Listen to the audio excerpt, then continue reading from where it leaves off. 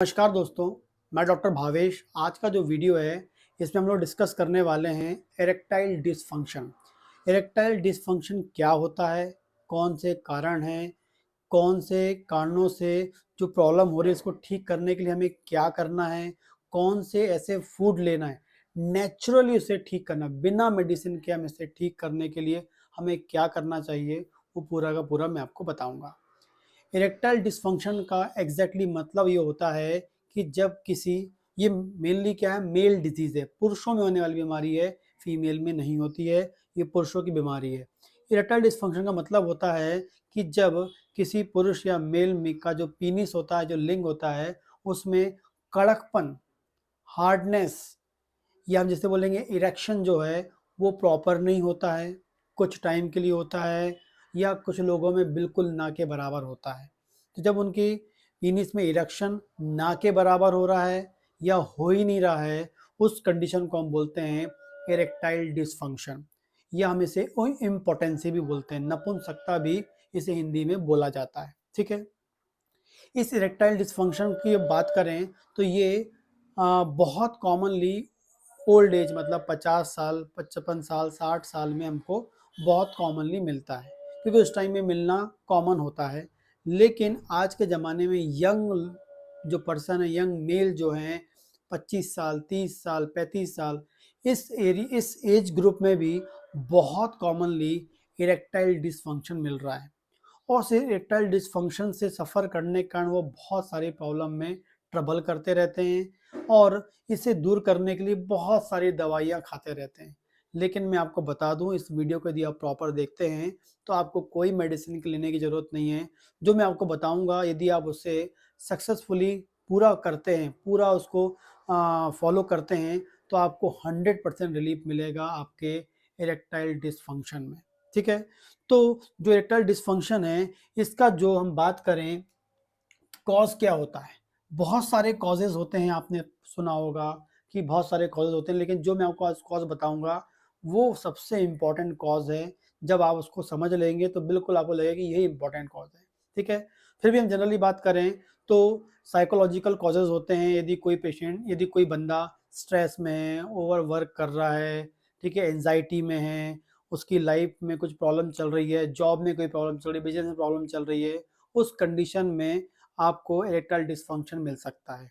दूसरा, हम बात करते हैं यदि इनको कोई डिजीज़ है, या किसी को डायबिटीज़, हाइपरटेंशन, थायराइड, मोटापा, ओबेसिटी, खासकर पेट की चर्बी, पेट बाहर निकला हुआ है, इन लोगों में भी इरेक्टाइल डिसफंक्शन बहुत कॉमनली मिलता है। ठीक है। इसके बाद बात करें, आपने सुना होगा, बहुत सारे लोग जानते होंगे या सुना होगा उन्होंने कि इरेक्टाइल डिसफंक्शन का जो है, नपुंसकता का जो सबसे मेन कारण होता है टेस्टोस्टेरोन का कम होना। ऐसा लोग बाग बोलते हैं और आपने सुना भी होगा।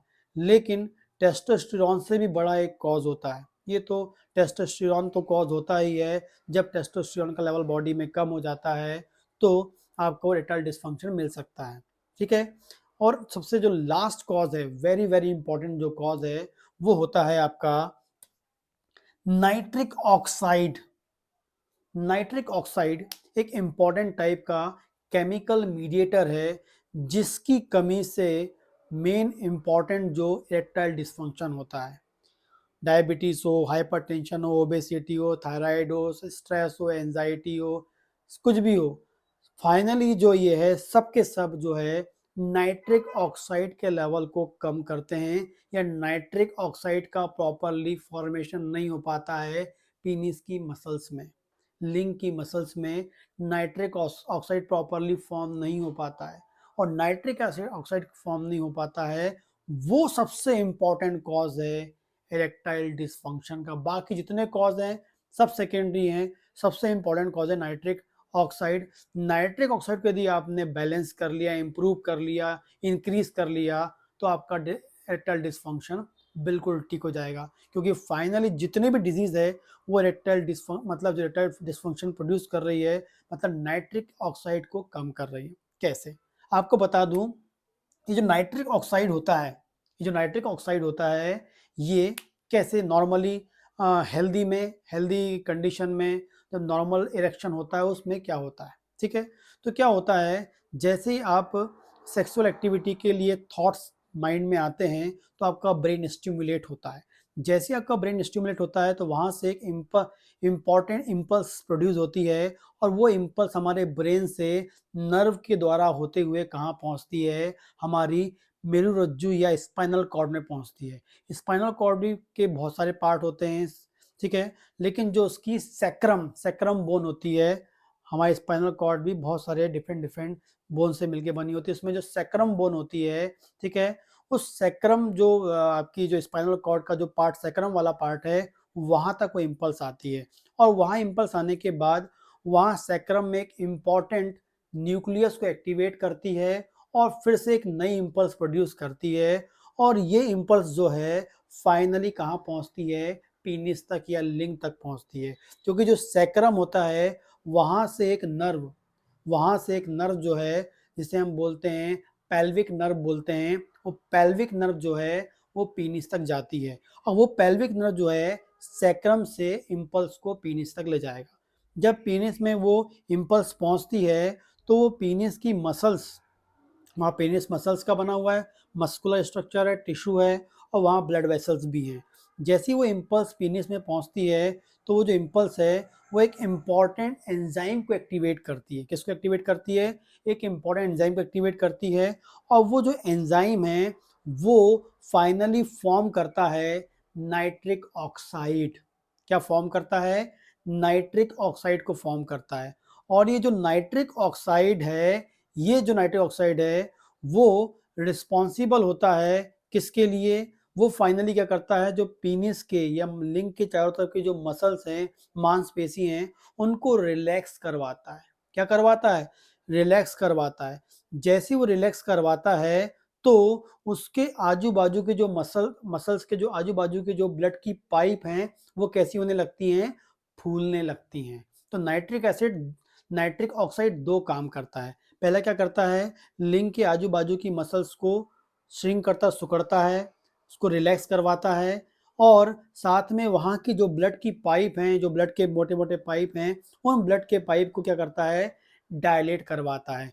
जैसे ही वो डायलेट होता है, ब्लड के पाइप जैसे डायलेट होते हैं, मसल्स श्रिंक होगी, टिश्यू श्रिंक होंगे तो ब्लड वेसल्स कैसी भी डायलेट होगी और जैसे ब्लड वेसल डायलेट होगी तो वहाँ लार्ज नंबर में ब्लड आएगा और जैसे ही ब्लड वहाँ पर आता है, मसल श्रिंक हुई, जैसी ब्लड वहाँ पर आया, यही जो है इरेक्शन होता है।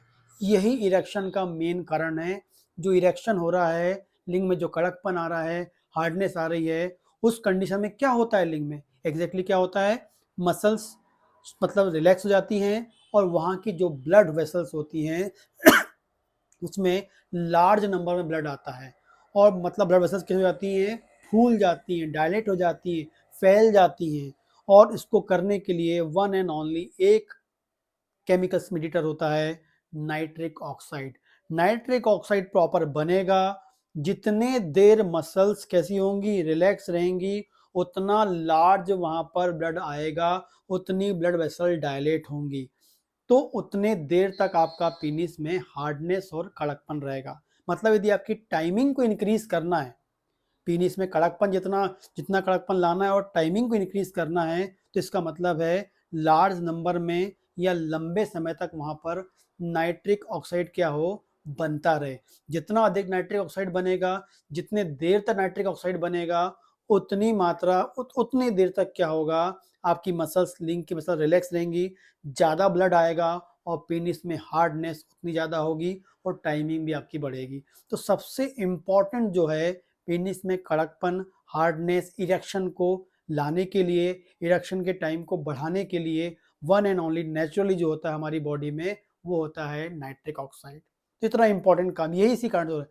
लेकिन यदि नाइट्रिक ऑक्साइड नहीं होगा, नाइट्रिक ऑक्साइड नहीं होगा तो नाइट्रिक ऑक्साइड नहीं होगा तो जो मसल्स रिलैक्स होनी वो रिलैक्स नहीं हो पाएंगे, रिलैक्स नहीं होंगी और साथ में जो ब्लड वेसल्स डायलेट हो रही हैं वो डायलेट नहीं हो पाएंगी, डायलेट नहीं हो पाएंगी तो ब्लड नहीं आ पाएगा, ब्लड नहीं आ पाएगा तो उसमें इरेक्शन नहीं आ पाएगा। तो इरेक्शन नहीं आएगा या थोड़ा बहुत आता तो इरेक्शन, थोड़ा बहुत इरेक्शन होगा या कुछ टाइम के लिए इरेक्शन होगा, शॉर्ट टाइम नाइट्रिक ऑक्साइड बनेगा तो शॉर्ट टाइम के लिए इरेक्शन होगा। तो ये सब ही डिपेंड करता है, 100% जो इरेक्शन की जो प्रॉब्लम है वो डिपेंड करती है one and only nitric oxide पे डिपेंड करती है। ठीक है। यदि आप स्ट्रेस से सफ़र कर रहे हैं, एंजाइटी से सफ़र कर रहे हैं, डायबिटीज से सफ़र कर रहे हैं, कोई भी डिजीज सफ़र कर रहे हैं, वो फाइनली रिस्पॉन्सिबल होता है decrease formation of nitric oxide. तो नाइट्रिक ऑक्साइड फॉर्म नहीं होगा तो फाइनली इरेक्शन नहीं आएगा। ठीक है, तो इसलिए सबसे इम्पॉर्टेंट जो कॉज है वो होता है डेफिशिएंसी ऑफ नाइट्रिक ऑक्साइड या नाइट्रिक ऑक्साइड की कमी होना। ठीक है, यंग एज में हो सकती है, ओल्ड एज में तो नॉर्मली क्या होता है नाइट्रिक ऑक्साइड का फॉर्मेशन कम होने लगता है, लेकिन यंग एज में तो हेल्दी होना चाहिए, लेकिन वो कम होने के जो आपको बताया मैंने stress, anxiety, diabetes, sugar, BP, ये सब कारण से आपको हो सकता है। तो मेन कॉज क्या है? नाइट्रिक ऑक्साइड है, जो आपको मैंने बताया, ये हमेशा याद रखें। अब हमें क्या करना है? इरेक्शन ठीक करना है, इरेक्टाइल डिसफंक्शन को दूर करना है, इरेक्शन को बढ़ाना है, लंबा करना है, टाइमिंग बढ़ाना है, हार्डनेस करनी है। तो उसके लिए आपको सिर्फ और सिर्फ क्या करना पड़ेगा? इंक्रीज करना पड़ेगा नाइट्रिक ऑक्साइड को। नाइट्रिक ऑक्साइड को आप इंक्रीज करेंगे, उसके फॉर्मेशन को बढ़ाएंगे, लंबे समय तक पीनिस में वो फॉर्म होता रहेगा, तो इरेक्टाइल डिसफंक्शन खत्म हो जाएगा, इरेक्शन प्रॉपर रहेगा, हार्डनेस रहेगी और टाइमिंग भी आपकी इंप्रूव हो जाएगी। तो इस नाइट्रिक ऑक्साइड को इंप्रूव करने के लिए करना क्या है? करने के लिए सबसे पहले तो आप बता दूं, आप क्या करें? वॉक करें, 30 मिनट का वॉक करें या एक्सरसाइज करें।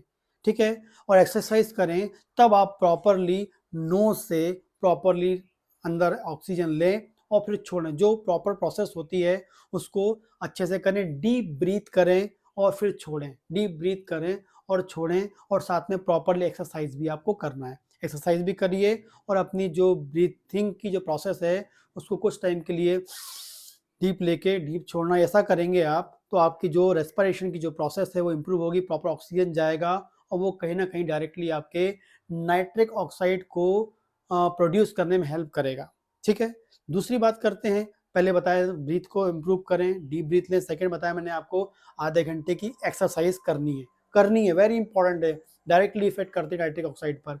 तीसरी बात करते हैं स्लीप, रात की नींद लेना है। बहुत कई वीडियो मैंने आपको बताया है, नींद रात के 6 से 8 घंटे की नींद यदि आप लेते हैं, रात की नींद लेते हैं, वो कहीं ना कहीं डायरेक्टली आपके ब्रेन के सेंटर्स को, सैक्रम के सेंटर को स्टिमुलेट करता है, प्रॉपरली उसके फंक्शनिंग को इम्प्रूव करता है, जिससे लार्ज नंबर में वहाँ पर आपके पीनिस की मसल्स में वहाँ पर स्पेसिफिक जो सेंसेशन जाना चाहिए वो जाता रहेगा, और लार्ज नंबर में वहाँ पर क्या मिलेगा?